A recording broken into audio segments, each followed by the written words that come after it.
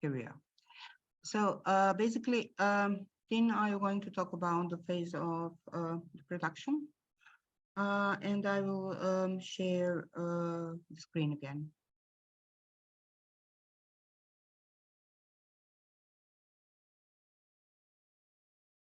Okay. No. Okay. Okay, ready? Yeah. Okay, so basically, I'm going to try to cover this as much as I can in this short time we have. So basically, we have three parts we're going to go through: the pre-production, production, and post-production. Of course, the most important thing is the pre-production, because if that's done well, we are going to have much easier time on the shoot, on the build up to the shoot, and of course later in the post-production. You guys are going to be shooting. If I can ask you guys now, of course, as Martina already said, if anybody has any questions at any time, don't be afraid to interrupt me, to ask me. I would like to ask you guys now, is everybody going to be shooting on phones, or does anybody have an ambition to use a camera or has an access to a camera? Is anybody going to be using a camera here, or are we mostly on phones? You can tell me now if somebody is going to use a camera. Well, the young people from Romania planned to use a camera, so okay. I think we have to consider, yes, both of the options, but they have some ambitious plans. Okay, sure. Yes. So we're going to be covering a bit more also. Okay, we just smartphone. Okay, so basically a mix of cameras and smartphones. Okay, but the preparation for both is basically the same.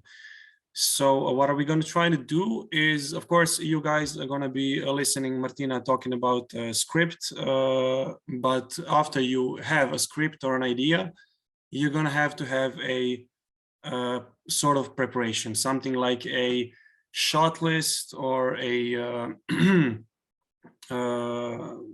basically a shot list, where you break down your script into visual parts. Can I see just the next slide for a second? Martina?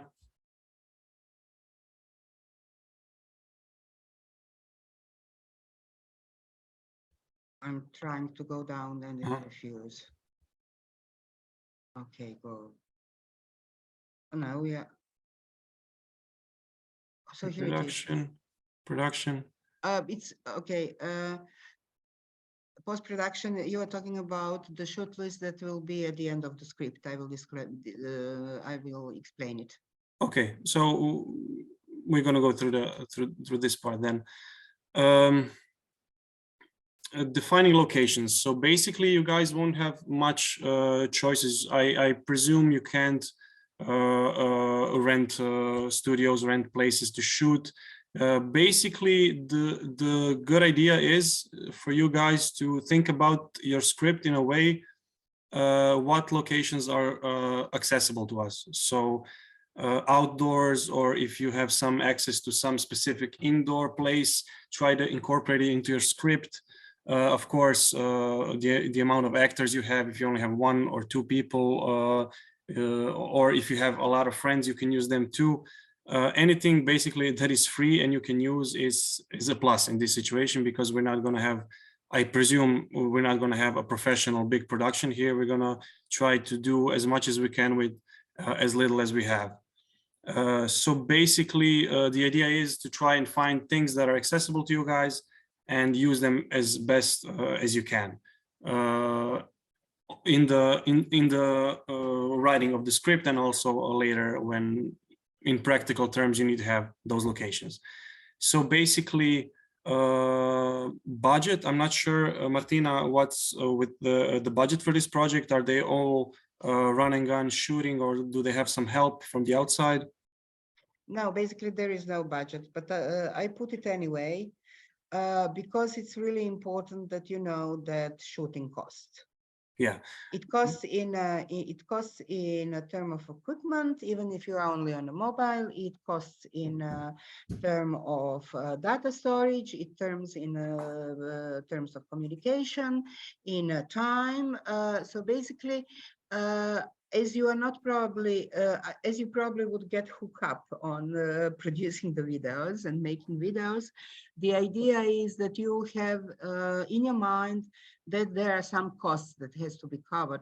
I mean, they can be the bus ticket for public transport, but there are always some costs. Yeah. Basically, you're going to have to write all that down to see what you're working with. Let me just see. It's easier for me to go through on my computer too, on the presentation. Okay. This is which one? Production. Okay, cool. Pre-production planning. Okay. Preparation of the set. So the idea is for you guys not to come to your set first time without trying things out. A good idea is to try and have something like a storyboard. Storyboard kind of looks like this. You can like empty boxes with descriptions around them, but you don't have to draw. I also don't like to draw because I'm terrible at it. You can take pictures. You can basically try to deconstruct your script and see what pictures you're going to have, and in preparation of it, try and make a sort of a storyboard only with pictures. So if you have a scene of, let's say, a conversation scene of two people talking, you can take a couple of photos of the shots you want to see later when you're going to be shooting, just so you can be faster and just so it can be easier for you guys once when you have all the crew, once when you have all the equipment, and when you don't have so much time, so you are prepared to just start shooting right away. You're gonna have to, as you guys said, you're gonna use phones mostly. Somebody's gonna have use. We're gonna talk about the technical stuff of cameras and the shots, the types of shots themselves later. Also, the sound is very important because we basically want to make a distinction apart. What we're gonna go through today is ways we can differentiate a home video from a movie. Basically, we don't want to shoot something that's going to look like a home movie. You guys want to have all the information I can give you, and Martina can give you, and Francesca, to have something that looks like a movie. So basically what it is that differentiates something you shot with your phone in 5 minutes to something like a movie. Basically, we're going to try to have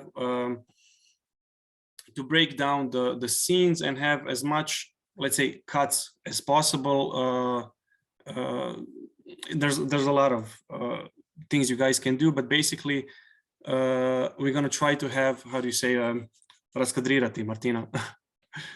Oh my God. English. Really don't know. No, don't know. I'll check with Google. Continue. Yeah, okay. Sorry for that. How do you say it in English? I'm sorry. To make a, oh God. Anyways, we're gonna come back to this later when we get to the camera and storyboards and stuff like this. Can we go next to the next slide? Oh, I'm sorry, I saw sound here. I wanted to talk about sound later. Can you come back for a second? Yes. Sorry, I had this at the end. Sound, basically, I doubt anybody's gonna be using a separate sound recorder and a separate microphone. So when you write your scenes, when you write your dialogues, try to keep the phone as close as possible to the source of the sound, because if you have a great picture and a bad sound, it's not going to go well. Sometimes it's even better to have a great sound and a little bit worse picture, because if we cannot hear what is somebody saying, it won't help us much if the picture is great. So basically, when you write your script and when you scout for locations, have in mind that you don't use a location that has a lot of, let's say, traffic or sounds that are like close to a coffee shop where people talk, or close to a train station, or something that makes a lot of sounds which you don't want to use in your film. Try to have as much silence as you can, because we don't have professional equipment for it, and you won't be able to tell people outside of your set to keep quiet. So basically, sound is pretty important, even in the beginning when you write your script, to try and think about it for later. Also, thinking of sound, at the end of every scene, at the end of every location, try and have a couple of minutes of silence recorded on your phones. You can use it later. If you have a front and back shots of let's say people talking at the same location, you're going to need to have a background sound that goes through the cuts. So every time you guys have a cut, it's not a completely new sound. You want to have like a baseline layer of a sound, and you do that in a way that you just record like a minute or 2 minutes of silence on the set where you are. Let's say you have a scene in a forest, you wanna record a minute or 2 of forest sounds. Or if you're in a street, you wanna record especially the sounds of the street, so you can put them in the background of your sounds, so it feels like a whole picture, the scene itself. Let's see what we have next. Post-production. And okay. By the way, razkadrirati je reframe or disband. Oh, okay, reframe or disband. So basically, when you have your scene, try to, as I said, take the pictures you want to see later in the movie. So let's say we're going to talk about the close-ups, total shots, and those types of things later. So I'm gonna come back to it later when we get to it. Let's continue with the post-production. So data storage is pretty important, because you don't want to go to the editing room without the crucial scene or the crucial shot you took. So basically, every time you can at the set, try to back up your storage, try to copy the video and sound files on, let's say, a cloud, or if you have a your files shouldn't be too big if you're doing it with your phones, so you can throw it up on Google Cloud or something, just so you have a backup, so you don't accidentally delete something. Editing, picture editing, we're going to talk about that on Friday, right, Martina? No, on in the last workshop. Yes, it's on the Friday, but not the next one, but the one after. Okay, yeah. So we're going to talk more about that later, but also keep in mind your editing techniques in advance. So think about when you're shooting, you don't usually want to start a scene, just an example, with a close-up. Let's say you don't want to start a scene of me close-up like this in a camera. Usually you start a scene with an establishing shot, a big wide shot where you see everything, and then you slowly come closer to your subjects. Let's say, of course, the most classical scene, 2 people talking. You want to see firstly a wide shot of a place where they are, getting closer to them. If it's something very important somebody is saying, you might want to come closer to your subjects. If it's something not so important, you want to keep back. Just think about those shots in advance, so you can make your job easier while editing. Also, sound editing, as I said, basic thing you can do to make it a bit more professional is the background sound I was talking about, just so you have something in the background that's consistent and goes throughout the whole scene, so the cuts seem more fluid later. Animations and graphics, if you guys know how to do it, or if it incorporates in your story, sure. Usually it's mostly VFX. But are they gonna make, Martina, are they gonna make credits and stuff, or is it just strictly video? If people are if people can deal with animation and graphics, they will do credits. But if not, not. I mean, Okay. it's not really important. Great. If anybody knows how to do it, I'm not so professional in animation graphics, but if anybody knows how to do it, then to put it in their film, it's going to be great, a great addition. Okay. Yeah, just one comment that model of the animation, which if someone can do it, it will be great. Yes, is important the subtitle that maybe we can touch in the last session. Yeah. How to make, how to edit the video, making the subtitles, because what we certainly will do is to have English subtitle, because the videos will be in national language. Okay, yeah, of course, subtitles are much needed for this, and we're going to touch them at the end in the editing room, where we have our final product. Exactly, the last session. Thank you. Okay, anybody some questions right now, or we can talk about script and pre-production in general? Nobody? Okay. Speak now or stay silent. Okay. So basically script. It's script, but also I will talk about some processes in pre-production. As Tin already said, pre-production is really, really important, because the more effort you put in pre-production, the production and especially post-production are easier. If you mess up with your preparation, the shooting will be messy, and you will for sure miss something, and then you will go back, and then the story becomes endless. And what you see in here is so many good ideas were never shooted because they were never properly written. So basically, of course, it's quite huge difference if you are writing a script for a feature movie that is 1 hour long, or if you are doing it for a 3 minutes long video that you are probably going to shoot with your youth. But when you are thinking about script, there are things and there are questions that you should answer and you should think about when you are writing a script. Why? Because you don't want to make something that is utterly dull and nobody wants to see it. Never, and just, go through the first 10 seconds and then discard it. So basically, when you are thinking about scripting, and even for a 3 minutes video, you should have a protagonist.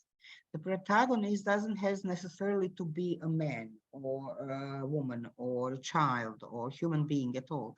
It can be animal, it can be tree, it can be whatever, but it has to have something that you can identify with. So basically, it has to be something that people will recognize as something that is interesting and worth watching to continue with the video. The another thing is that you have the protagonist, and usually you have antagonist. Antagonist also doesn't have to be human. I mean, we are not going to shoot the martial arts, probably. But so basically it can be illness, it can be disaster, it can be poverty, it can be pollution, it can be indignity, it can be breach of human rights, it can be whatever. It can, is it a worth openness? Is it something that is in a counterbalance to your protagonist, and protagonist has something to say about it? He or she is, or it is in some relationship with that, and you have to think about it. The second thing is, does the protagonist solve his or her problem? Do you have a kind of resolution at the end? And you have to have a kind of resolution, even if you are doing really artisty digital video, something has to come up at the end. I mean, that's just the usual normal dramaturgy of everything, of a book, of a film, even if of a short video. So basically, it's not necessarily that the problem is solved, but there has to be some kind of conclusion. What can you do to try to solve the problem? Or is the problem so unsolvable that that's the conclusion, that we have to work more on it, for instance? So basically, those are three questions with which you are starting to write down. Basically, I don't know how are you going to choose the theme that you are going to cover in your video when you work with the youth. It will be linked to one of the goals, but then the goals are huge. I mean, when you listen to when you read those 17 things, you know, you have a feeling that it's going to save whole the world. I mean, yeah, they are actually written with the idea to save the whole world, but even the individual goals are huge. So you have to really narrow it, and you have to work work with youth to narrow it very, very locally and very close to them. So basically, you are not using the language that is used in the goals. You are not talking about UN SDGs, number 3 for sure. You are talking about their real problems and their lives and how they are seeing it when thinking about script and when thinking about video. Linked to that is a question: does the story has a focus? I mean, even in 3 minutes, especially in a 3-minute video, you can be all over the place. And you can try to cover everything and then do nothing. So basically, you have to focus, you have to find an issue, a theme that you are going to cover, then narrow it, and then decide what specifically you are going to talk about.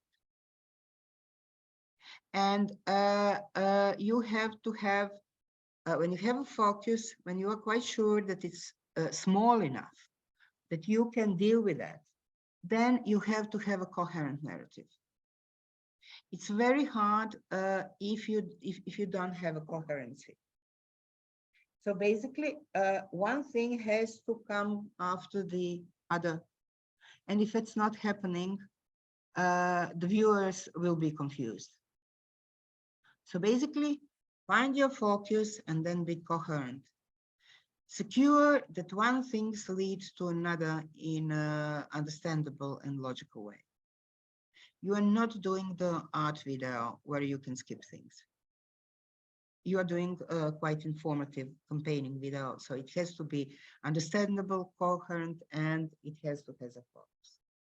And also, if we are talking about video, it has to touch you at the emotional level. It's not easy, and it's probably the most hard thing to get to. And I think you should think not to be cheapy when it comes. You have a lot of emotional videos touching you at the emotional levels. How cute the dogs are, how cute the cats are, how cute that child with disability is, how he is persistent, how he is clever. I mean, don't play on that. Because it's diminishing for your protagonist. And now we come to things that Tina already talked about.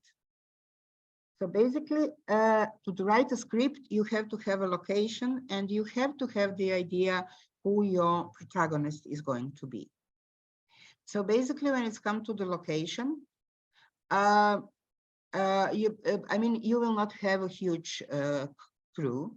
And so basically you will not have to ask for licenses to film something or to go and shoot outside. Probably it will be 3 or 4 people and protagonists, and you can do it without dealing with all the necessary permissions. I mean, it depends on the country, but nobody would really have a problem if you have a camera and shooting something for half an hour or 1 hour or however it takes, or in a different slot of times.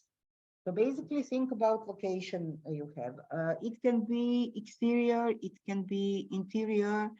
If it's exterior, it's probably a bit more complicated. but try to find location that is nice. If you can't find, and it's appalling because we are talking about visual art, visual medium. But if the location is recognizable, if you are dealing with, I don't know, waste, we have a huge problem in Zagreb with waste at the moment. So if you are going to deal with waste, will you find a nice attractive location with waste which is spread all over? So basically it is interesting and people recognize where are you and they understand why I'm talking about it. So basically, yeah. And then match your ideal location with things that you can do, because you can do so much, and you can go to the location for a certain period of time, and in the terms of budget that you don't have, don't plan to shoot your 3 minutes long video on 5 different locations, which are apart 50 kilometers, because you are going to have to pay for that, and you don't have a budget. So basically, when thinking about location, try to make it recognizable, interesting, and cheap. The second thing is that it's video, so probably you want to have a sense of movement. You don't want to have a video, 2 people talking or one person talking. Probably you can do it, but then you have to have a very, very strong character.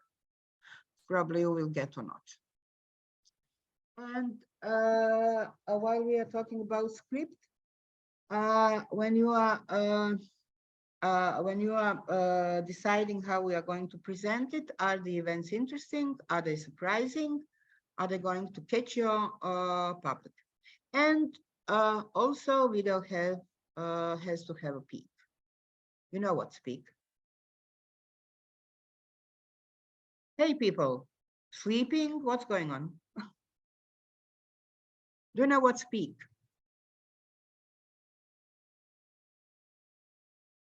Okay, peak of the mountain means that you have something that is when you are having a video, you have a kind of dynamics, and then you have a peak when everything is explained, when you get a kind of aha effect, or when you realize something. And that's usually at the end. Of course, you are not going to have a peak at the beginning of the video, because who the hell is going to watch a video until the end? So I know now I'm quite, I'm very, very fast because we don't have a lot of time. But I would like to show you one more table, and then you can ask all the questions you want. And Tin and Stefano, you can add some comments and some new tips. So this is a kind of shoot plan, and it's very, very simple.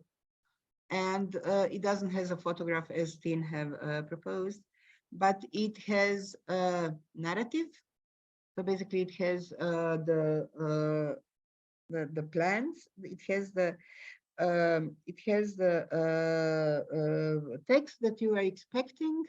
It has a picture where it is shooted. So is it interior? Is it exterior? And how that the interior looks like? And you have plans. How are you going to see shoot it? And then you have a sound. So so basically, you have everything in it. And while you are doing the script, when you finish with the script, then you add all those things. And while you are adding those things, you are changing your script, because you realize that you can't have it like you planned, because there is not possibility because of other things, because of picture and sound. Also, you are going to work with people who will not probably read the things that that are going into the video. But even if you are interviewing somebody, you have to know what he's going to say. And that person she or he has to know what she's going to say. So basically, you can rehearse before. You can talk, you can work, this is apps for script writing. We will send you this PPT, so don't bother. Pardon, sorry, I thought that there is something else. So basically, you have to, in a pre-production, you have also to deal with your protagonists. You have to find people who will be in the video, whether they will talk or not talk, whether they will dance or do whatever they want. And you have to rehearse with them. You have to talk with them before. You can't just say, okay, I'm going to shoot you, put them in the middle of the street and say, talk or answer my question. You have to prepare everything. So the people has to know what they are doing, why they are doing, and they have to trust you to let you do the shooting that is properly done. So, and the protagonists, and the protagonists are really, really important for the video, and a lot of efforts should go into working with them. And then, you know, it's important for you to communicate to them what do you want to get, and it's also important that they tell you what they want to talk about and what they want to do with the video, because it's also their video, not theirs. So that's my piece of whatever, of something. I would ask you, do you have any questions, comments? Do you want to add something? Was I too quick? Was I completely unreasonable or whatever? I'd like to just add, if I can, one small little suggestion. Try to do the old saying, show, don't tell, if you can. So if you can do something by showing a character, let's say, instead of him saying, I'm going there with my car, have him grab his car keys. That's just a small example, but every time you write something, every time your character says something, think about it. Can I make it more interesting by him doing something instead of saying it? Because visually, it's always nicer to see somebody do something instead of saying, I'm going to do this, then I'm going to do that because of this and because of that. Just try to think about that, that little thing while you're writing your script. And we're open to questions now. And Stefan, also, if you want to add something, don't be shy. We are here. Okay, so I have a question. So I'm just a little bit confused, and maybe you can clear it up for me. So the video that we will be working on through the workshops is a separate video from the one with youth, right? This one that we're gonna work on, it's totally up to us. What is it gonna be about and who's gonna play in it, right?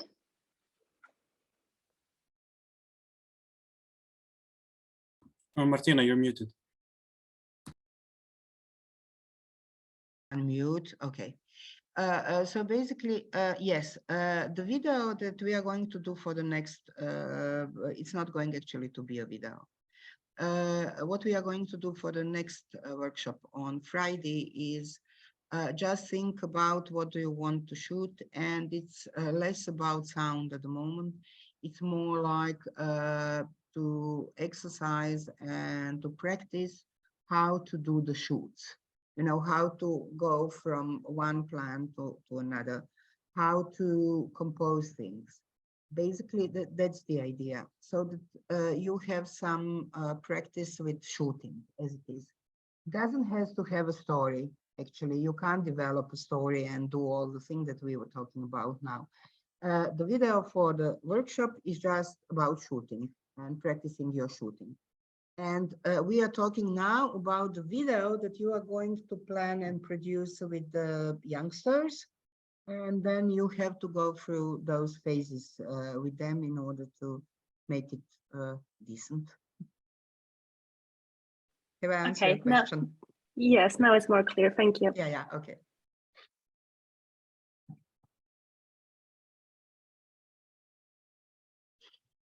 Any questions about pre-production scripts, locations, or we were overwhelmed you, so you just don't know what to do?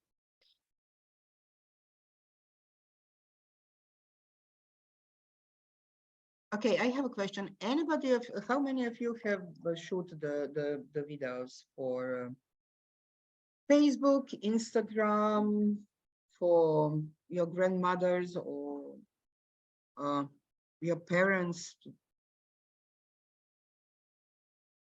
Okay, 1, 2, 3, 4. Okay, yeah. Okay, so it will not be the first time that you are taking your camera or your phone in your hands. We are quite quick, and we planned a break after the script. So I'm asking you, do you want to have a 10 minutes break, or we can continue? From my point of view, we can continue, but let's see the preferences of the others as well. Yeah. If anybody wants a break, you can write it in the chat or say it. It's okay.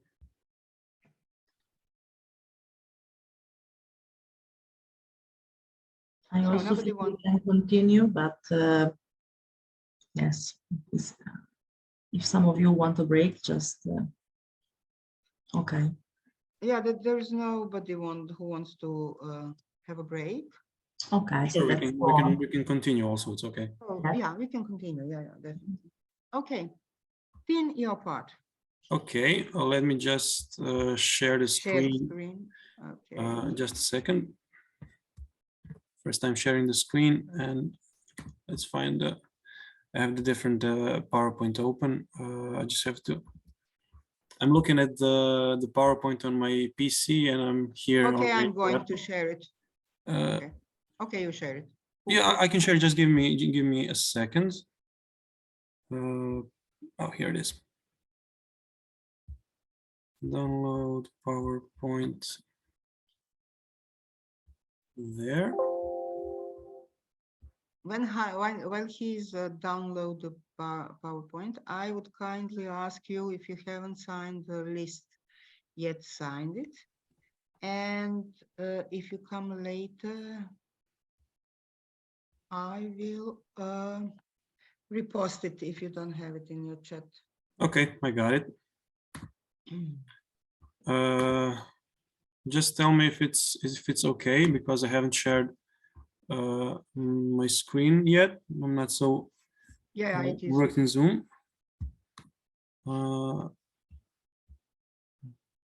I haven't No, opened the PowerPoint since elementary school, so good. Now go to there it is. slideshow and Can everybody see it? yeah, but go Okay. to the thing. Yeah, sorry. Go to the slideshow. Slideshow, okay. Slideshow from the current, so that you have it over the. So we can see the left here. That's what you think? Okay. Okay, go. Okay, so basics of shooting. As we said, location preparation is most important. And when we are done with that, everything is going to be easier. As we just said, the practice video for the next time, you can use that, for example, as a bit of preparation.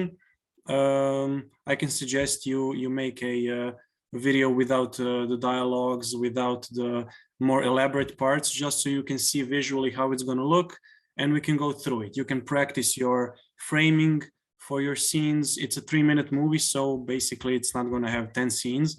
I think you're going to have maybe 1 scene, maybe 2, maybe 3 scenes, but try to make a construction of each scene. How to construct a scene, we're going to try and explain that in a bit. So we're going to go through image or types of scenes, types of frames. I'm going to go through it in a second, types of shots, types of camera movements, and of course, camera settings. We're going to go through. Sound is going to be pretty much straightforward because we are going to keep it as basic as we can. So set preparation. you should make a shooting plan. What is a shooting plan? So when you are on a set, everybody has to have its role. So basically, one person is going to be manning the camera. Maybe he's going to have an assistant if it's a camera. If it's a phone, it's okay. It can be just one person. You're going to have a director. You're going to have the actors.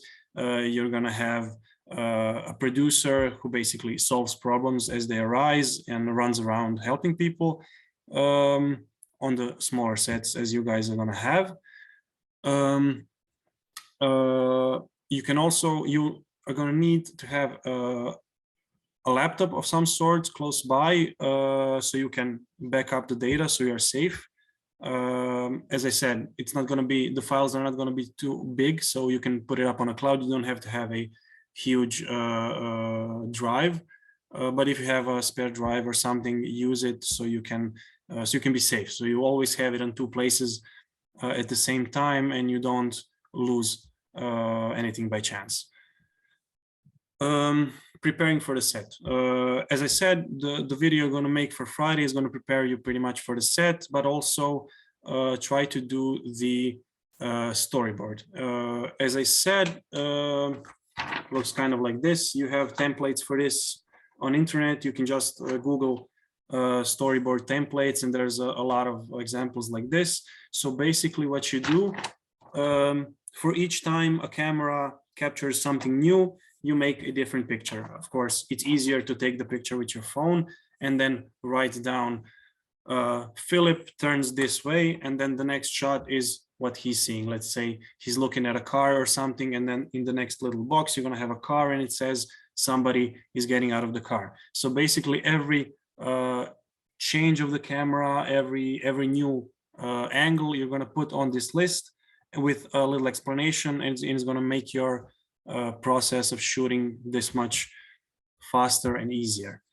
Let's see what we have next. Image. Okay, so basically, of course, nothing is going to be ideal, even if you prepare the best as you can. Something is going to look good while you're looking at it, but you turn on the camera and it's not going to look as good as you thought, because maybe light is different, maybe the lens on your phone doesn't fit what you want to show. Today, many of the phones have a couple of cameras. That's actually a couple of lenses. They're not high quality, but they can show you a different field of view. I'm just going to jump ahead a couple of presentations. I'm going to come back. So basically, we have different plans, different shots. So when you think about your, let me just see what examples we have here. Let's start with this.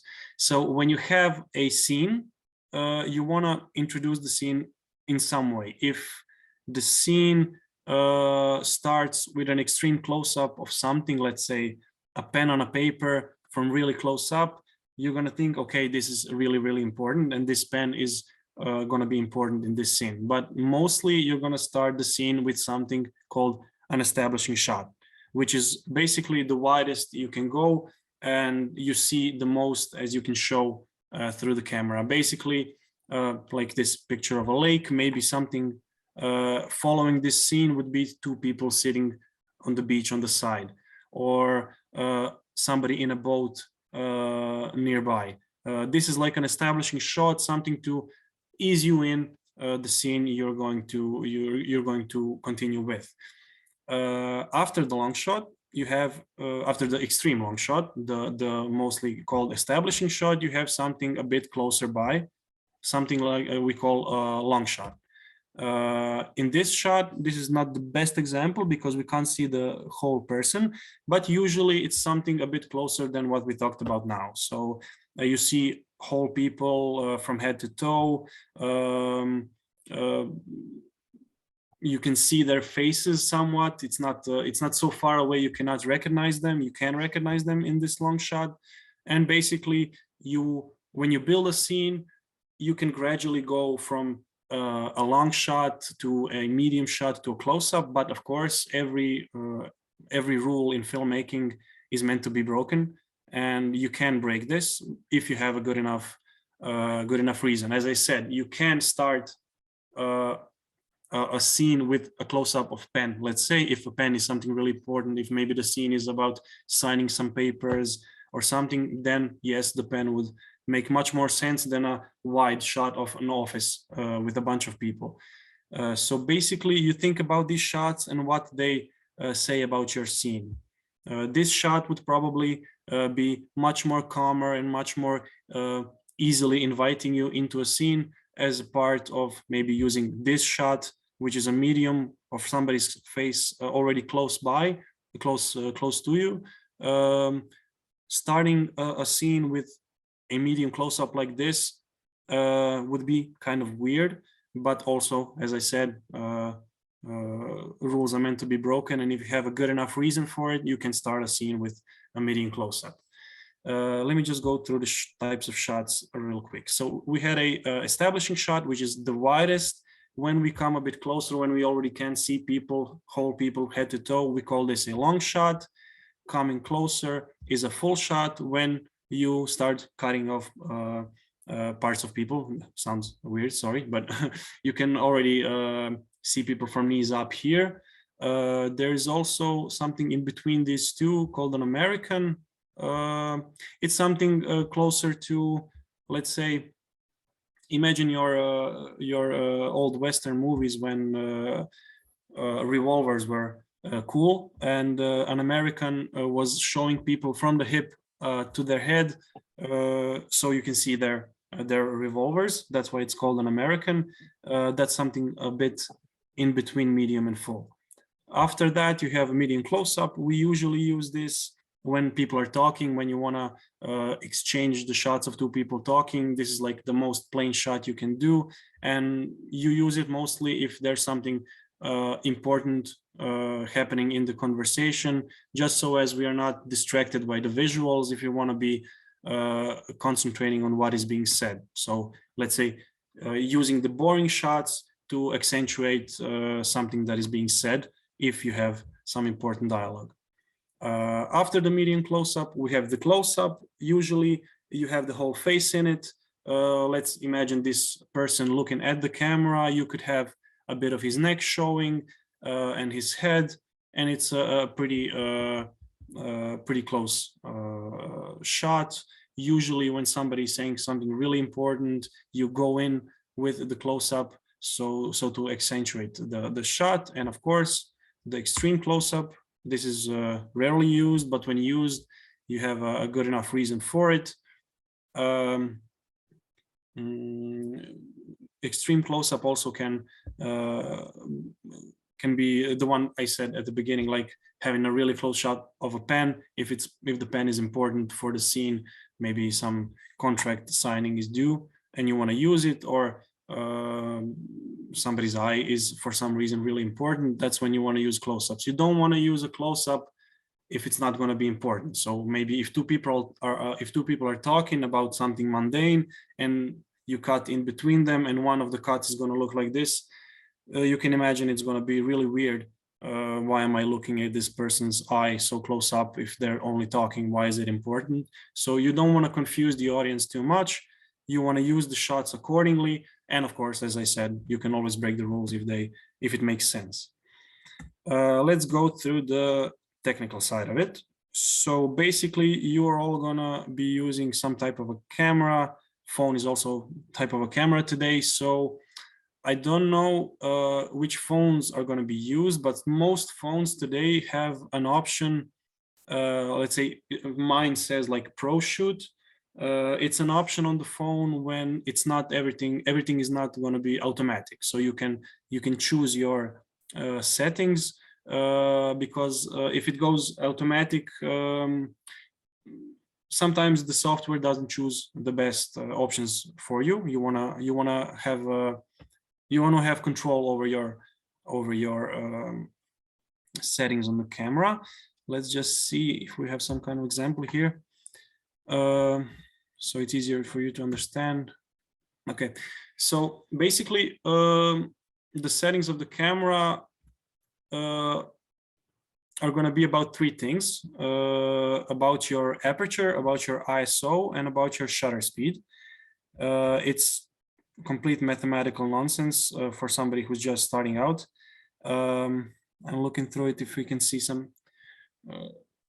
It doesn't matter. We're gonna talk about it this way.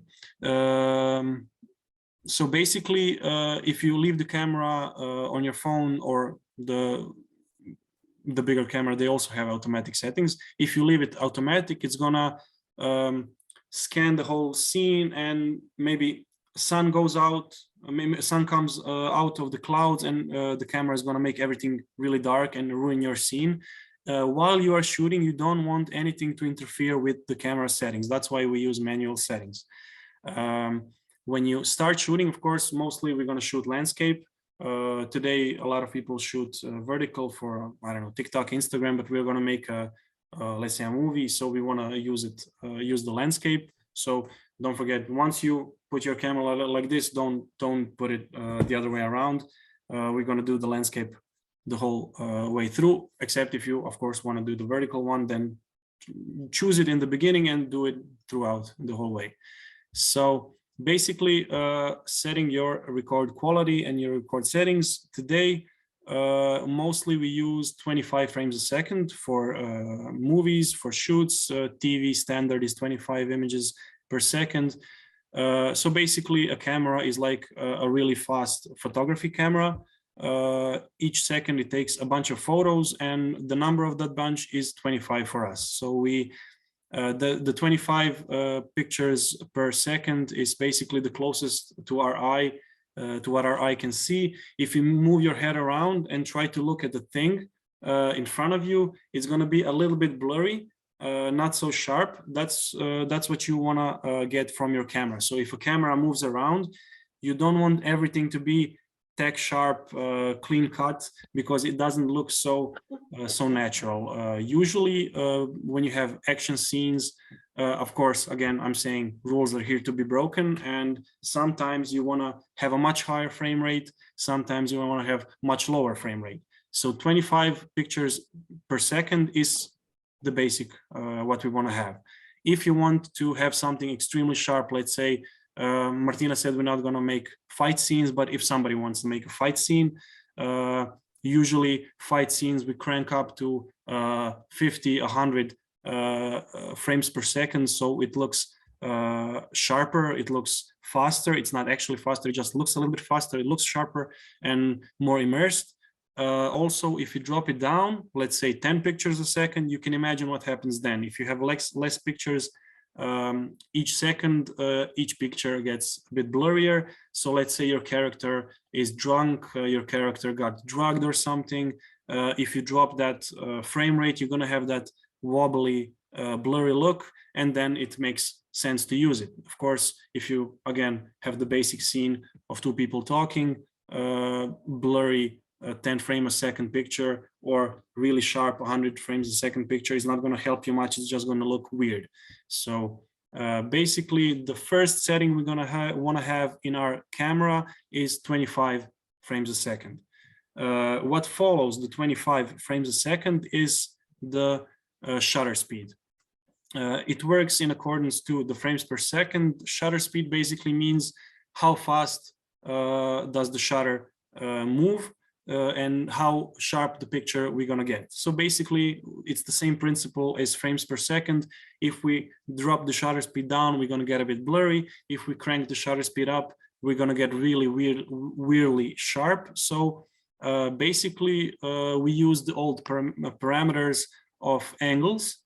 Old cameras used to have a spinning circle, so they identified shutter speed by angles, which we don't do today anymore, but we still use the metric. So basically, 180-degree shutter means 1/50th of a second. It's all mumbo jumbo mathematics. I know it sounds terrible, but it's a couple of those small things we need to know. So basically, if you have 25 images per second, you're going to want to have a 1/50th shutter speed. I don't know if we have an example of shutter speed here, but basically that's what you want to follow. If you are going to crank up the frame rate for some reason, you're also going to have to crank up the shutter speed. Of course, if you do that, you're going to lose a little bit of light, which you're going to have to fill with something else. Basically, for our shoot, we can just stick to 25 frames a second, and the shutter speed can be 1 through 1/50th. Maybe I can see on my phone to show you the pro mode. Just how it looks. It doesn't matter. Everybody has different phone anyways, so it's going to look different. So basically 25 frames a second, shutter speed 1 across 50th of a second, and that's the closest to our eye. Most of the movies are shot like that. Yesterday I watched Banshees of Inisherin, the new movie with Colin Farrell, and basically the whole movie is shot 25 frames a second, 1 across 50th, no high shutter speeds, no low shutter speeds, the whole movie in one setting, which is really nice. The next thing we're going to do, basically this setting doesn't help us much while using the phone because we don't have lenses. It's the aperture. So the eye of the camera, the lens, it depends on your lens. You're going to want to have it wide open because we don't have the budget for big fancy lights. Basically, what the aperture does, it's the iris. You know James Bond when he appears in the beginning of his movies through that little hole and shoots in the camera. Basically, that's the iris of the camera, the thing around him. Basically, what we are going to have to do is keep it wide open. Any setting your lens has, just keep it on the widest opening, because then we're going to have the most light, and we're going to have less problems later, because we won't be able to use, I suppose, we won't be able to use a bunch of artificial lighting. So keep your lens wide open. And if you're on a phone, it doesn't matter because phones mostly cannot change the aperture. So we don't have a problem with that on the phones. So basically 25 frames a second, 1/50th of a second for shutter speed. Lens, if you have lenses on the cameras, keep them wide open.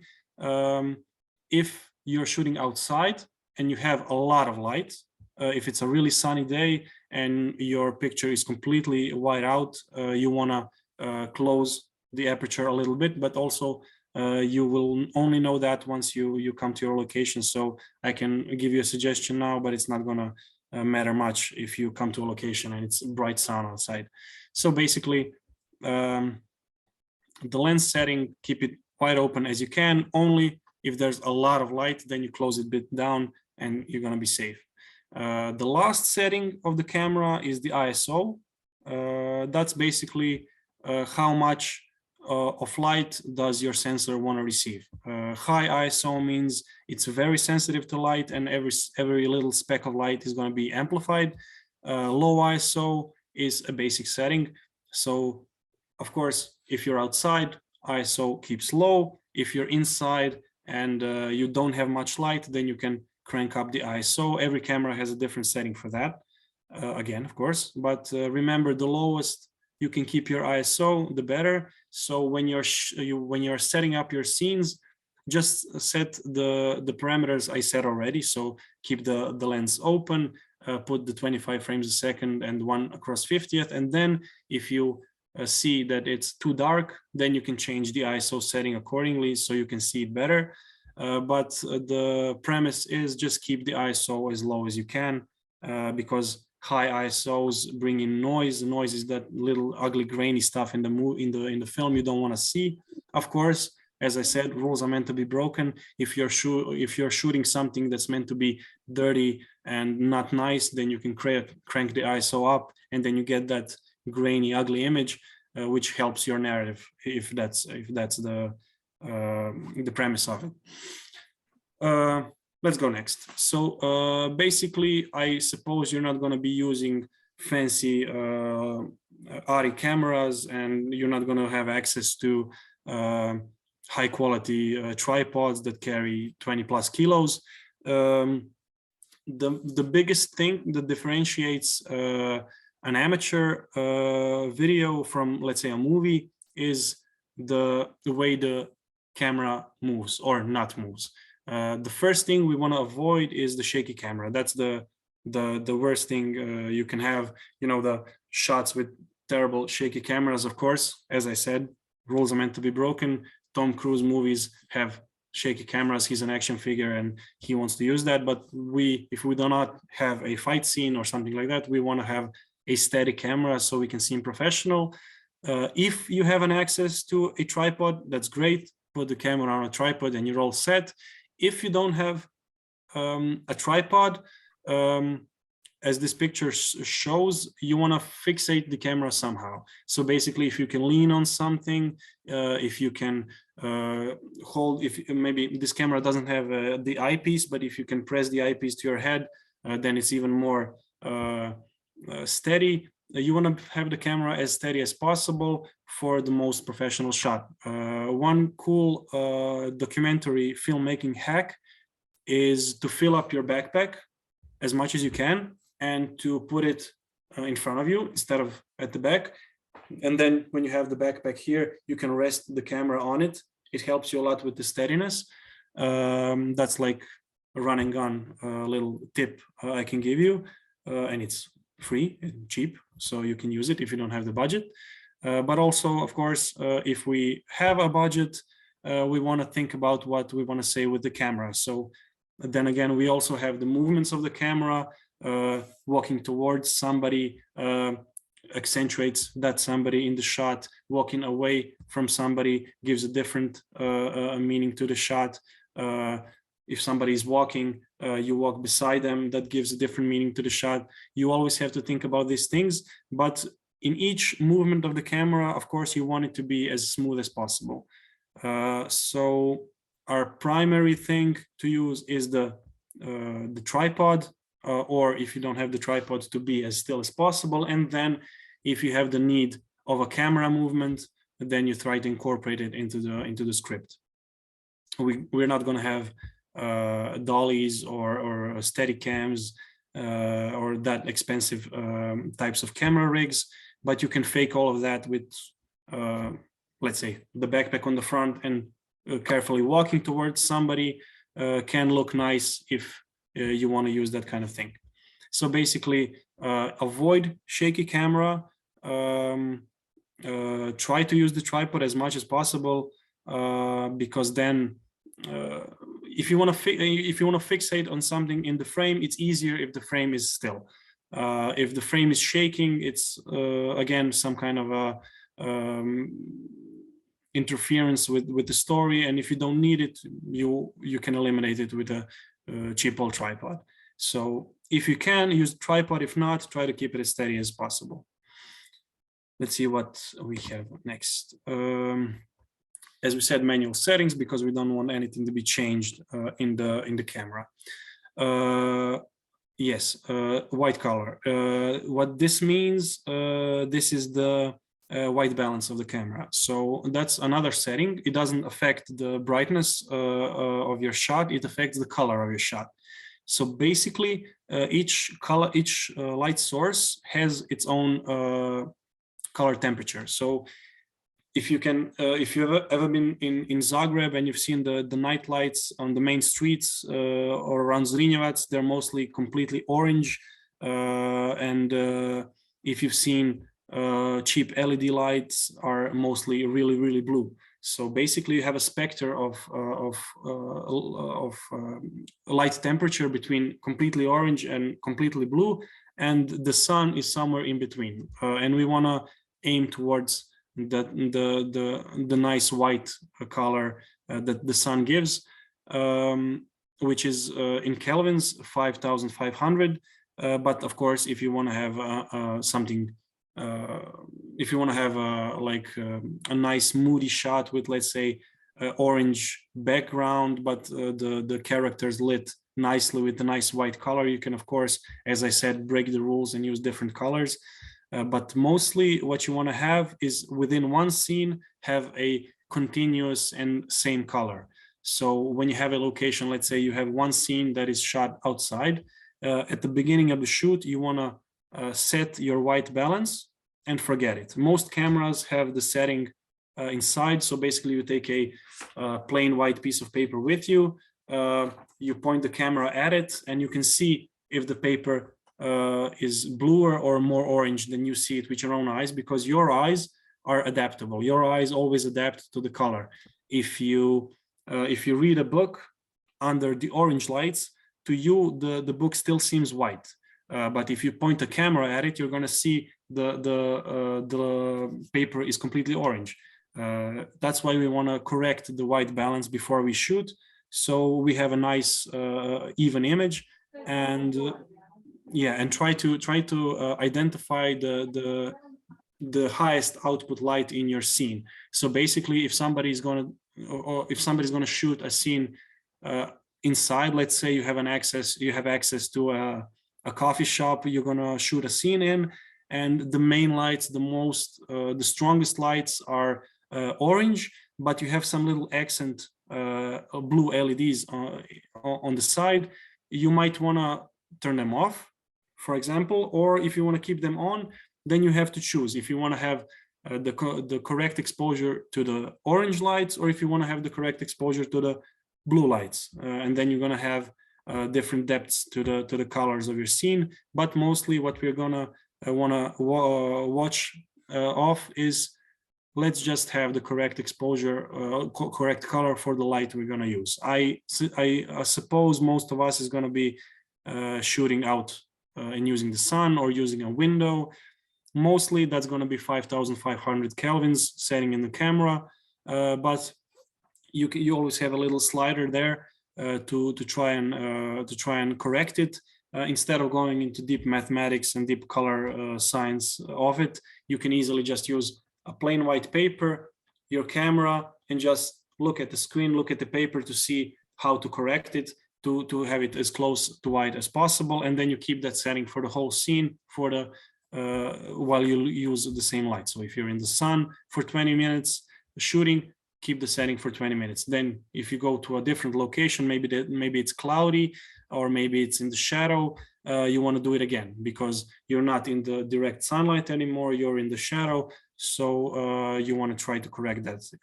But as long as you're in the same light, you use the same light source, you can keep the same setting. Let's go further. Yeah, make a b-roll. That's a nice suggestion. So usually when you have your shooting plan, you don't think about the little things that find you on the set. So basically, again, a good old shot of two people talking. Sometimes when you write your shooting plan, when you take pictures for your storyboard, you're not gonna think about the other things you can shoot. That's the b-roll. You basically, what you have in your storyboard, what you have in your shooting plan, it's the A-roll, and then the B-roll are some subtle details you can catch while shooting. Let's say you have two characters that are talking. One of them is nervous. You don't know how to show it, but on the set you see your character bouncing his knee, or maybe playing with his fingers nervously. You can maybe during the shoot think, oh, this is a nice thing to shoot. I can make this B-roll just in case if I want to use it later. And then you just, after the scene, you shoot his hands up close of playing with the fingers nervously or the bouncing knee, and then later in the editing you can throw it in and see if it builds something more to the scene.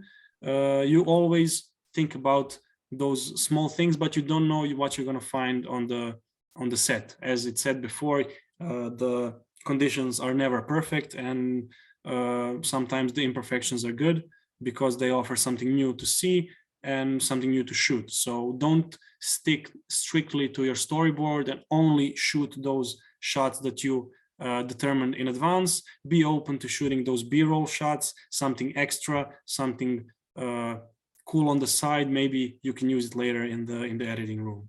But keep in mind always to keep the frames for at least 10 to 15 seconds, because in the editing room, most often you won't cut exactly at the point where the information stops. Let's say if I say something, I'm not going to cut the scene right when I stop talking. I'm going to leave it a little bit sometimes. And those little bits can add up, and you don't want to come to your editing room and see, oh, I need 2 more seconds of this, but I don't have them. So before you say action and before you want to say cut, leave it a little bit more, just in case. Maybe you're going to need some silence. Maybe you're going to need the extra on the end of the frame. So just try to keep your frames longer, because you can always cut them down later. But if they are not long enough, it can be a problem. So think about that too. Zooming, yes, zooming is one of those things we don't usually do. It's against the rules, but as I said before, rules are meant to be broken for the 50th time, and sometimes you want to use the zoom, but of course, if you're going to use it, you have to have a valid reason for it. So I can't remember now at the top of my head where I've seen a good zoom.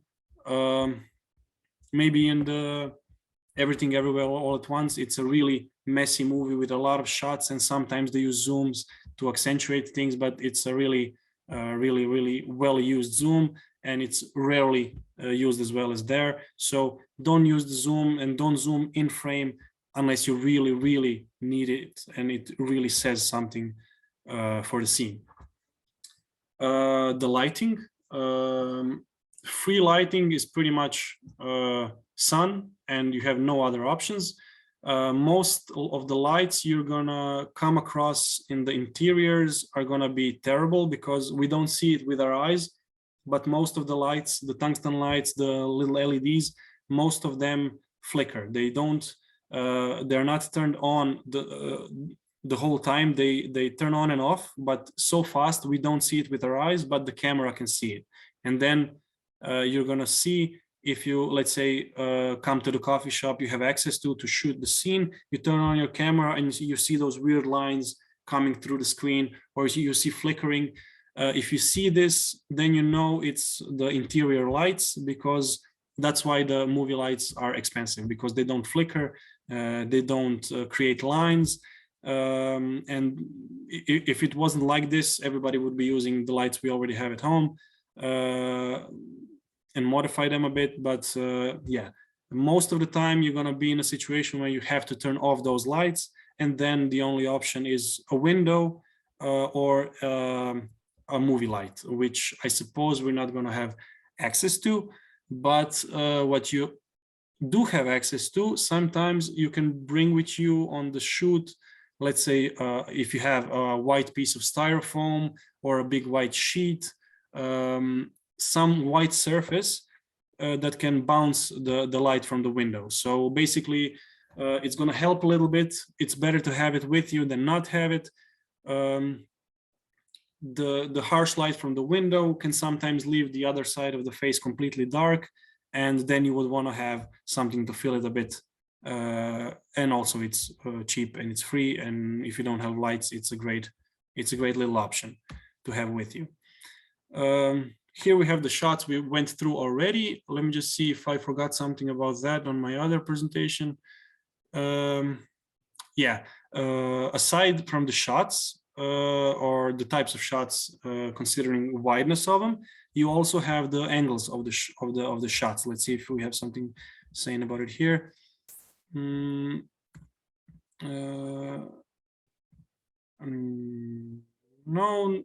let's just talk about it then. Basically, most of the time we want to be eye level to our actors. Not only that, if we are shooting a car, you want to be eye level to the car if it's the subject of the scene. Always you want to be at the level of the thing you are shooting, except of course if you want to then again break the rules and do something with it.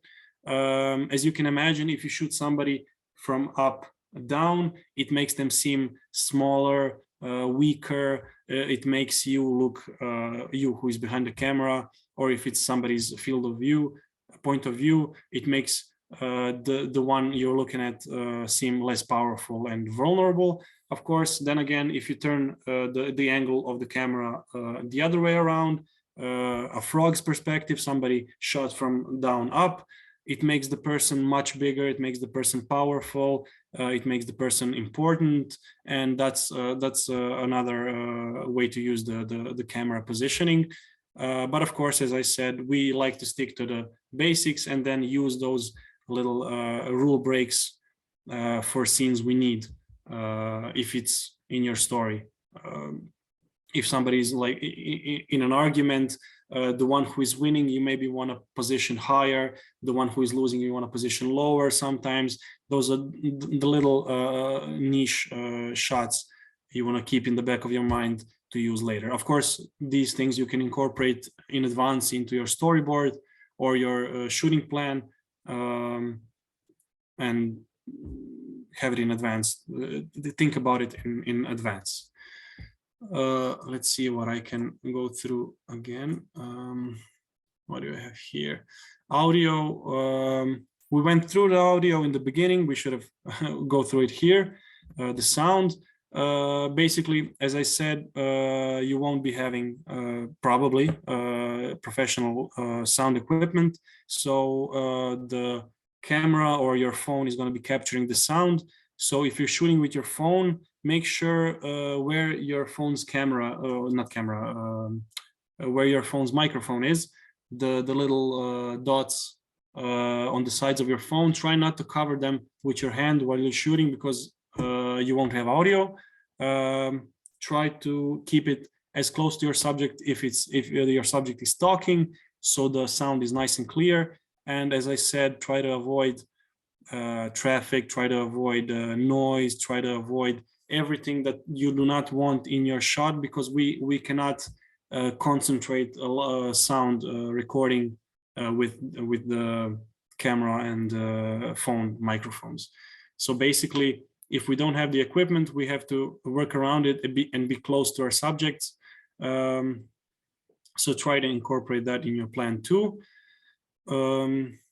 Try to not have too loud of sounds, because you can clip your sounds if something is really loud, because if we shoot with our phones and cameras, it's all on automatic and you cannot interfere with it. And if somebody yells something really loud in a scene, then the rest of the scene is probably going to be too silent to hear nicely and to hear what somebody is talking about. So if you're going to have some loud sounds, loud tunes, think about that and then move away maybe for that one shot from the subject that's going to be yelling or something, just so it feels a level. Of course, you can kind of fix it later in post to level the sound, but it's always better to fix it in advance. What I mean by that is not make the mistake in the first place, so you have less time in your editing room. What did we go through? You can also think about colors in your scenes, colors of your characters. By colors, I mean the clothes they are wearing, the color of ambience they are in. If you can, let's say, again, the coffee shop I talked about before, if you have an access to a coffee shop and if you have control over what you see, maybe if the character is bright and happy, you put more bright colors in there, nice bright little lights or something, bright books or something, bright clothes. If the theme of your film is depressing, maybe use more blue, more green, more of those like depressing colors. Try to think about that too. You can use colors. You do not want to have a completely sad character in a clown suit, because it's going to look weird, unless if you, of course, make a comedy about it. Then again, you break the rules in a nice way. What else do we have here? Golden cut, thinking, oh yeah, when you frame things. We all have that in our cameras. Let me turn on my camera. The lines on your shot, these are the thirds. So basically, the nice shots we see in movies are nice because we try to position things so it's pleasant for the eye. If you put a character in the complete corner of your frame and leave the rest of the frame empty, it's going to look weird. What you try to do always is put the things you want to look on those lines that I showed you on the phone. So basically, you divide your frame in those thirds and try to position your eyes of your subjects, heads of your subjects, something that's important in the frame on those lines and on the points where those lines cross. It's something of a how can you call it, mathematically nice place to put things for the eye to see. It doesn't look odd to our eyes. It looks pleasant, and it makes every shot nicer. So if you have two people talking, you can put the left person on the left third of the frame and the right person on the right third of the frame in each of their shots. And it's much easier for your eyes and your brain to connect to the conversation they're having, instead of keeping the people all over the place in the shots and making it weird. And it's going to be a bit tougher to concentrate that way. So try to put the important things on those thirds, on those lines. And again, it makes a nice, consistent movie throughout visually. Descend to their level. If you deal with the children, animals, or plants, as I said, keep eye level to your subject. If you shoot a child, then you go lower. If you shoot a really tall person, you go higher.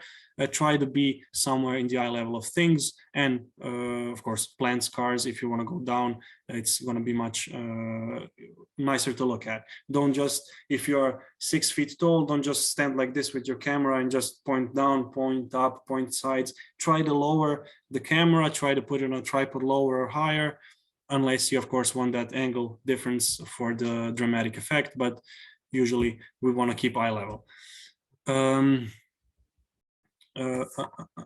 Interesting angles, we got over that. Shots for shooting plan, light source. As one more cool thing we want to use is the golden hour, if we have a chance for it. If you are a morning person, get up at 5 a.m., go out. It's the best light when the sun goes up. Of course, when the sun goes down, now it's here in Croatia, it's about 5 o'clock, I think the sun goes down. Like 2 hours to an hour before that, you have the most beautiful light, and try to use it. Don't put your subjects in shadow if you have nice light. Try to use the light sources you have that are free the best as you can. I think I've covered all of this technical stuff. Does anybody maybe have a question about something? If I didn't cover something so I can talk about it more, feel free to ask. Anybody?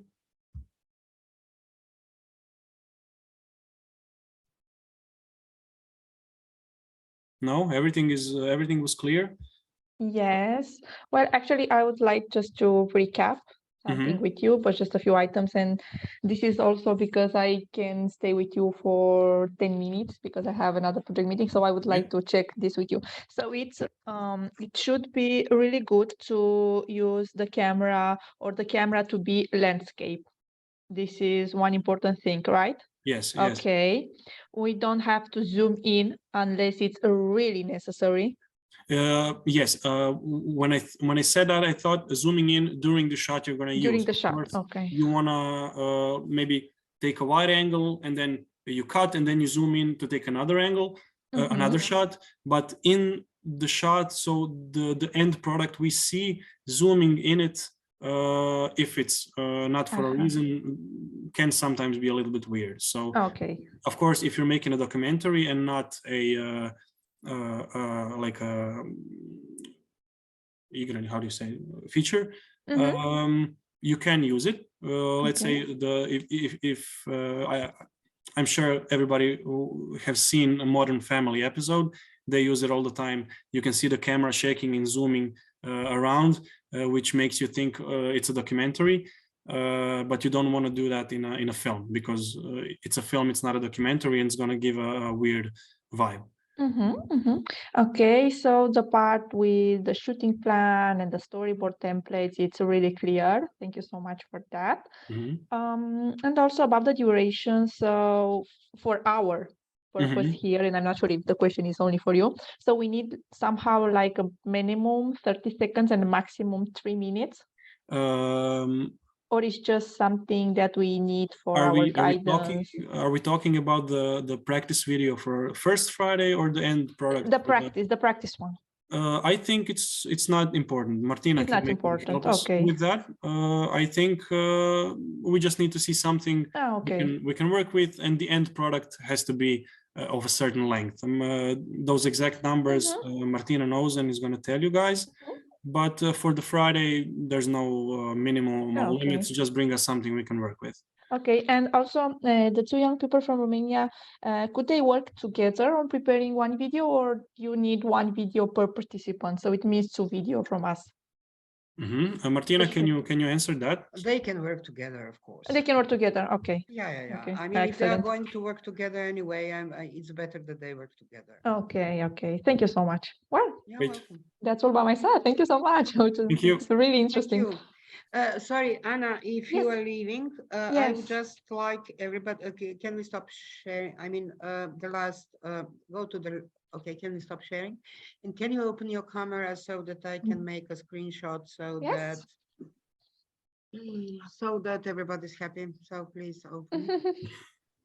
Alina, you have a desk.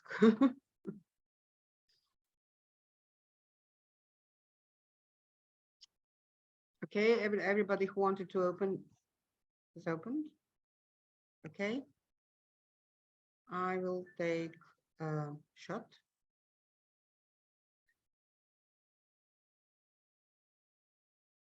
Okay, thank you. So basically, we were quicker than I thought that we would be, which is quite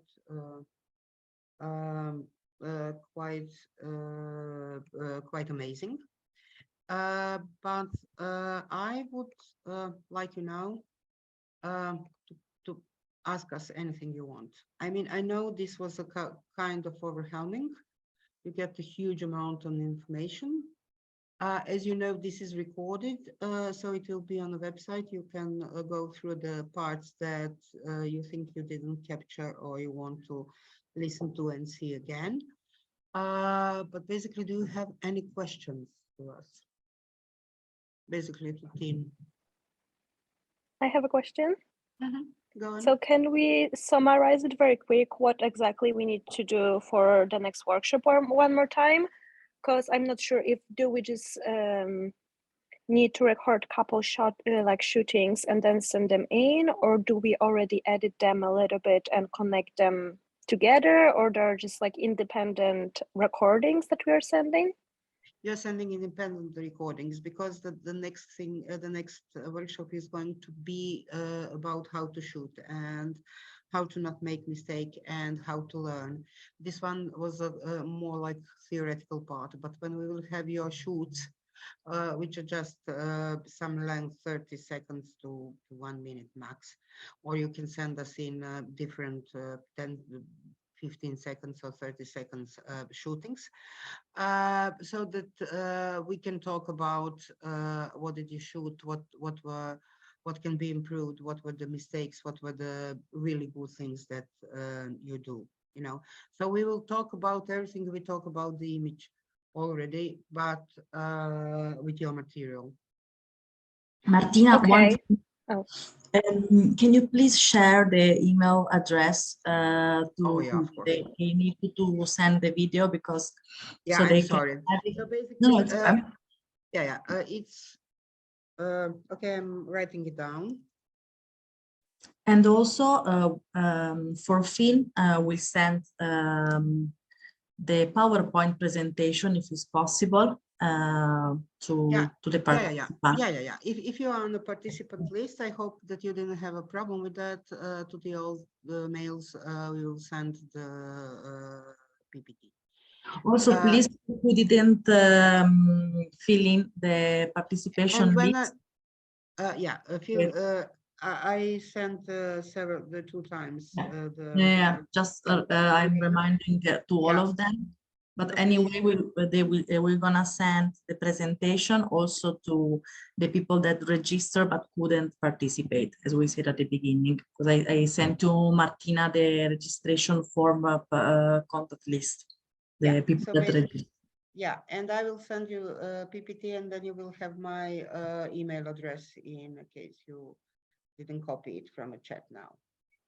So basically, just send in your things that your shoots, and the next workshop will be different. It will not be recorded, the whole of it. It will, in the first period of time, we will discuss it, and it will not be recorded because we don't want to send you Urbi and Dorby with comments from people. What did you do and how did you do it? And what can you improve? And then the only last hour will be recorded when we will analyze either some of your shots and we will ask you before whether you want it or not, or we will find some videos that we are going to analyze to show people the usual mistakes. So that's it. I hope that you will enjoy using your cameras and your mobile phones, and send in your things. I mean, you can do it until, I don't know, 11 o'clock on Friday, so that we just have them, that we can show them. Or if you didn't manage to send them to me, you can always share the screen from your computers or laptops if you don't send me. But we would like to we'd like you to actually to send them in, because the sharing can be a problem, especially when it's come to video. I know that. And then Zoom has a strange capability of distorting the video if you are not sharing them from YouTube, and it can be a kind of problem. So please rather email it to me than share it from your laptop. But if you don't manage to, you can share, and then probably you will heard a lot about the lightning because it's really distorted. I'm very happy that you were here, and I would just like to make a very, very quick round. Were we too technical? Were we too quick? Just let us comment the workshop so far. I think it was technical, but not too much. I think you explained well the concept. You, Martina, and Tin were clear.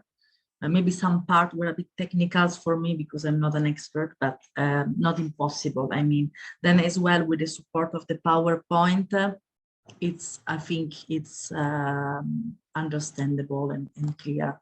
And you went straight to the point. For my case, I think everything was good, not too much technical. Okay, thank you. Also, if you have some need to elaborate the technical side a bit more, feel free to contact me. We can put the mail here. I can send you some email address if you want. Yeah, some video of the technical things explained a bit more in a visual way, if you're confused about it. So just feel free to ask. It's no problem. Anything about cameras, we can help you. If I may, I think that everything was quite clear. Thank you, Tina. Thank you, Martina. And the only suggestion I would have is that maybe it would help to also have some visual, some image or some video to also show how to do certain things. But I also think that maybe that will be more useful in the next workshops rather than this one, which was more of an introduction. So it was really clear, really technical, but not too much. So thank you very much. Thank you, Stefano. Okay, now we have the comment of one woman who's not very technical, one who knows everything about film. Can we hear the rest? And just tell us what you really think so that we can make it better next time.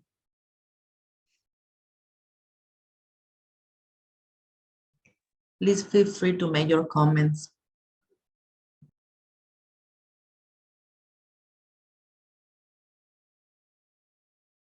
Okay, Okay, over here. I- Yeah, Sorry. go. Okay, I think that it's not too technical. If you have quite a little bit of idea of how to shoot, it's good always to remember the basics. And this was, as you said before, the very basics of shooting.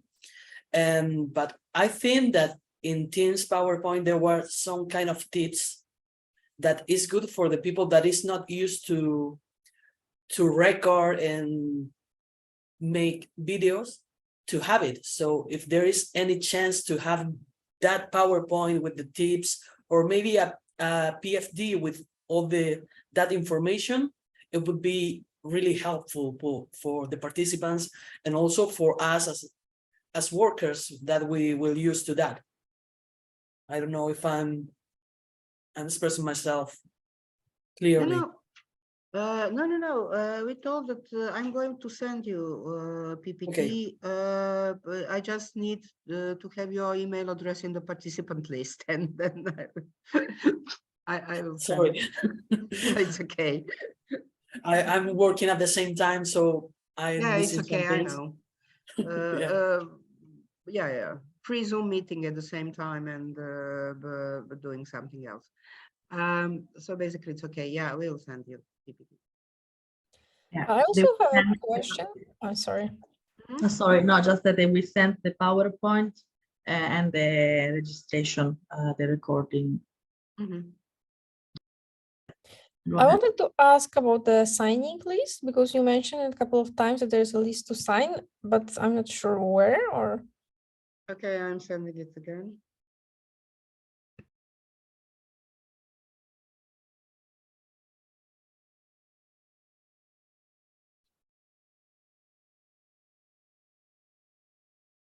Do you see it? It's in the chat. It's a link in the the chat chat. that she just sent it. Yes, just- thank you. Thank you. Okay, welcome.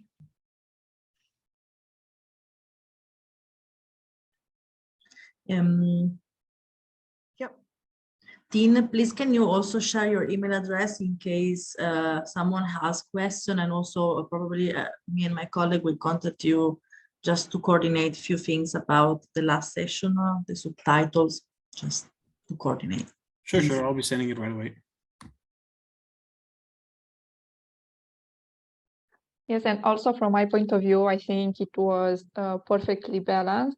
And to be honest, I didn't see it as being too technical. I just saw it as being full of tips and tricks. Because to be honest, I really understood the language that you use, and I took some notes here that are really important, and not only for me, but also for our young people. So even if we don't understand, I don't know, the whole process from the technical point of view, I think it is necessary to take what we need to prepare that film, because as you said, we need to practice it forever. It's not something that we learn by ourselves and we just show it to the others, but we need to practice. So when we practice, we learn more and more and more and more, and then the process becomes clearer.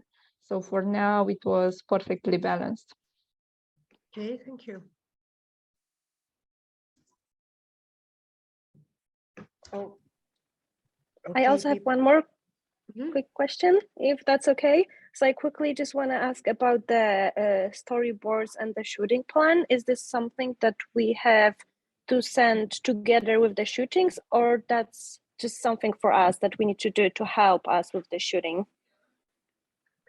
No, you don't have to send it. If you want to, you can, of course, but then we comment on that also. Or if you want us to see whether it's what is helping you, then send us a shooting plan also. It's something that is done in order to be efficient and know what you do, basically.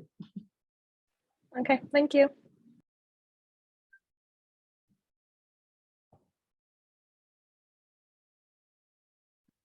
Well, sorry, but I really need to go now. Okay, so Sorry, it I'm was, really sorry.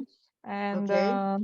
okay, think I that- will coordinate this with the young people. They will also use our recording, so they will prepare those video. I mean, one together because they work in pairs, and then you are free to decide on the improvements, tips, tricks, etc. But I will be in close collaboration with them.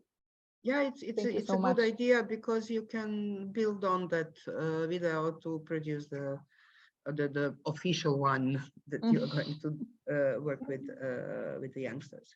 Thank you Thanks a so lot. much, again. Yeah. Thank Anybody you. else something to say?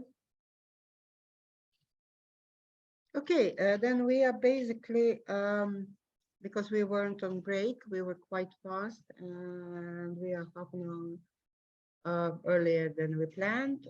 Thanks a lot to all of you, and hopefully we'll see you on Friday. Thank you very much for all your participation, and especially thanks to Martina and team for all the explanation. Thank you guys for listening. Dean and Francesca, can you say a bit? Sorry? Yeah, of course. Oh, yeah, Can you okay. say? Yeah. Sure. Okay. So Bye. All the others, bye. there is no We'll see you question. on You are free to go. Much. And thank you Thank again you, bye. for your participation. Bye-bye. Thank you. Thank Bye. you. Bye. Bye. Bye-bye.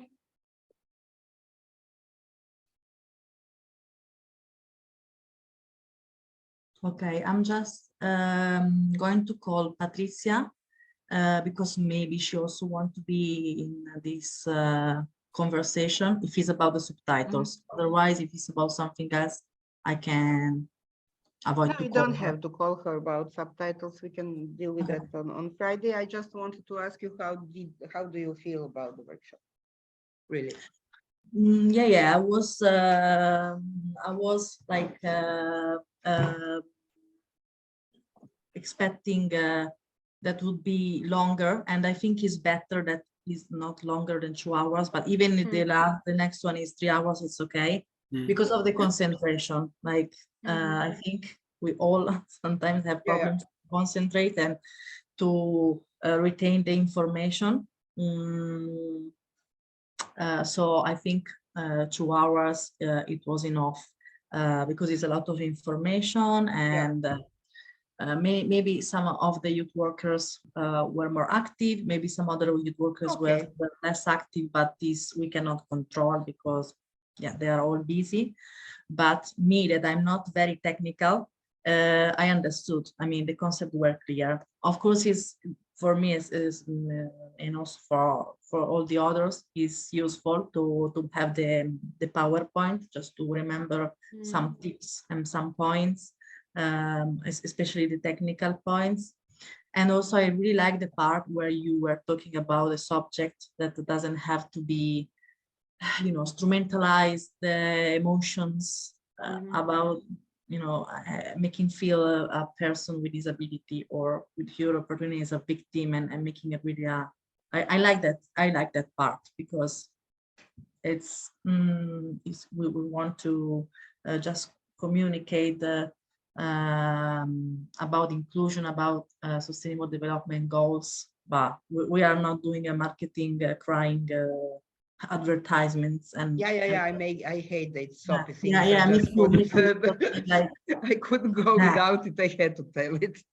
yes, and it's good because yeah, we don't have to end up at the end, no, when we will make the other videos for the competition to make something like this and also we can also say that when they will make these videos for the final contest, they are free to choose a subject